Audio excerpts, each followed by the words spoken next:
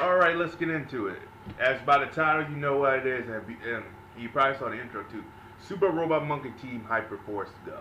Now, this was something I was trying to figure out why the hell do I do a review on it. One, it's nostalgia, and I haven't really seen the show in quite some time, since I think '05 maybe. And then when I'd seen it, I saw up and down, and there's a couple episodes on YouTube, and I kind of counted them and said, okay, let me watch them. Certain shows that I didn't really catch when I was younger, because at the time, a lot of it was coming out, and I was like, whatever. So this is just me doing a review on it. And like I said, if you like this episode and I see some good feedback from this episode, I'll do a second review, and I'll make these like a series reviews, and I'll do these in upcoming weeks and stuff. But yeah, where to begin with this show? So pretty much this was a concept, JetX animation concept. At the time, JetX JetX was a block from Disney that was action orientated. And what I mean by this, I love the block. I love JetX. Other than Tanami, I love JetX. JetX was trying to do something different, and they were trying to make their own show action orientated. And I got it. I loved it. And when they went from ABC family, because during this time Disney was going through a lot of changes. It was weird. JetX was normally known for being Fox Kids. Disney bought them out, and what happened was that's how JetX was born. But JetX was on ABC Family Saturday mornings, which did to me, I liked it well. And then the funny thing, they transitioned, I think '06 and '07. I'm not too sure. Correct me if I'm wrong, but I think to Toon Disney. So at one time we had JetX on Saturday morning, and we had JetX throughout all the week on Toon Disney. And I had DirecTV at the time, so I had both of those fucking channels. Well, Toon Disney. So at the time, if Cartoon, because I was getting away from Cartoon Network. Cartoon Network was doing some things that I didn't like, so I moved to JetX, and JetX was doing some stuff I loved. And plus, the stuff they did was pretty cool. And this was one of the shows they did. Super Robot Monkey Team HyperFoce Go. This show, without a shadow of a doubt, was one of those weird concept shows, but then you could tell where the influence came from.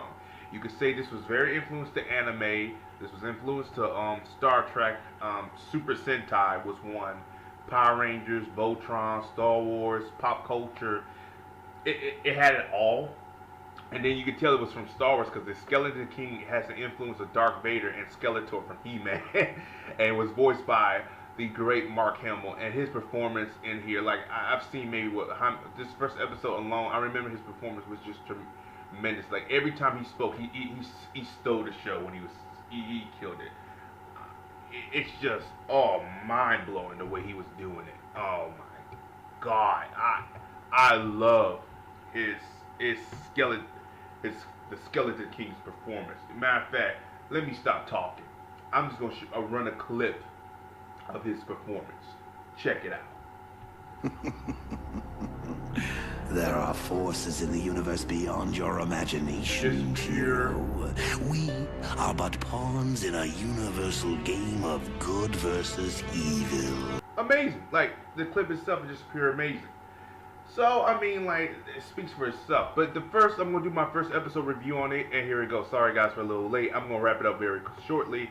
So, here's the thing. First episode is called Chihiro's Girl. The main character is Chihiro. And there are four, how many monkeys? Chihiro is the main character. He's the main protagonist in the series. He's 13 years old. He's the leader of the Super Robot Monkey Team HyperFoce Go. He's voiced by Greg Cipes. Greg Cipes, most of you know him as Michelangelo from Teenage Mutant Ninja Turtles, the Nickelodeon one. You most of them know him from Beast Boy, from Teen Titans, and that horrendous Teen Titans Go. He's done a lot of stuff, and this is kind of like his earlier projects he's done. And the girl who voiced Chihiro, I guess the robotic girl who was in the show, the robotic girl in this episode who was also voiced by Ashley Johnson. She's also, which I will bring an image up for her. She's also done voices for Gwen Tennyson for Ben 10 Alien Boys. Her most recent role, well, not her most recent, but that was her most recent, Ben 10 and Gwen Stacy. Well, Gwen Tennyson, my fault. Gwen Tennyson, not Ben Tennyson, but Gwen Tennyson. And a majority of the Ben 10 Alien Forces episode. She also did she voiced Terra. Terra and Teen Titans, the animated series that the old one, not the new one. And you know, you can hear those two voices. And Greg Sipes says she is my cartoon girlfriend for Cartoon Network Studios. And I ain't gonna lie, she really is, because every time they are together, they got good chemistry. And every time there's a show with them two together, they always have a relationship, or they always have a type of friendship in the show, which is mind blowing. It's funny, you know. This is one of them.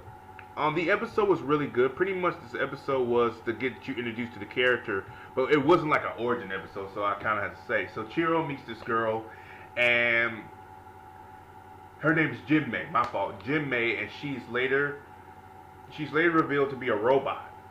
Unaware of her attention, you know, she's being controlled by the Skeleton King and this monkey, Sako, or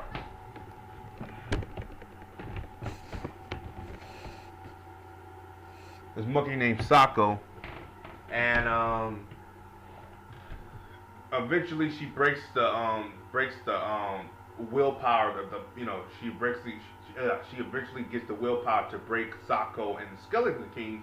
And that kind of ends the episode. Pretty much is the whole episode is with Chiro, you know, trying to press this new girl with, you know, trying to show off he's a hero and all that stuff. And it was a really good episode, but still, like I said, I had a problem. They really didn't dive into how he became a hero. They explain that later on in the show. I do remember that.